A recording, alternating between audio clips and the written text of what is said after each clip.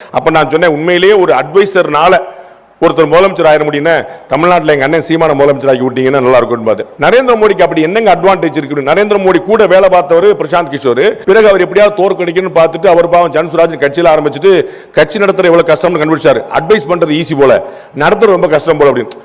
நம்ம வந்து வெளியிட்டு நல்லா தம்பி நல்லா ஓடணுப்பா, பயங்கரமா ஓடணும் பார்த்துக்கோ நம்ம அட்வைஸ் பண்ணலாம். எங்க அண்ணன் நீங்க கொஞ்சம் ஓடி காட்டுங்கன்னு அவர் கனவு இருக்கு பாருங்க.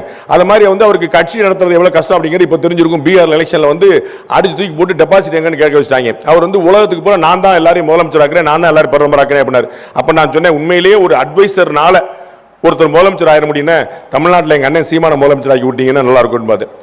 முதலமைச்சர் ஆக்க முடியுமான்னு ஒரு கேள்வி இருக்குல்ல. அப்ப கமல்ஹாசன் கூட தான் அக்ரிமெண்ட் போட்டிருந்தாரு. உங்களுக்கு தெரியுமா தெரியல, 2021 மக்கள் நிதி மையத்தோட தான் பிரசாந்த் கிஷோர் அக்ரிமெண்ட் போட்டிருந்தாரு.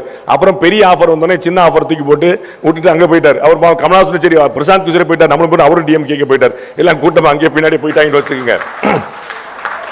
சோ கட்சி நடத்துறது வந்து எவ்வளவு சிரமம் அப்படிங்கிற என்ன அப்படின்னா ஃபீல்டு ஒர்க் பண்ணாதான், கீழே இருந்தா தான்.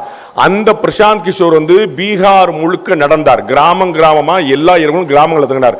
அவர்கிட்ட வந்து நரேந்திர மோடியுடைய அட்வான்டேஜ் என்னன்னு கேட்ட போது அவர் சொன்னார், நரேந்திர மோடிக்கு இருக்கக்கூடிய ஃபீல்டு எக்ஸ்பீரியன்ஸ், தரை அனுபவம் இந்தியாவில் இன்னொரு தலைவருக்கு இல்லை அப்படின்னு.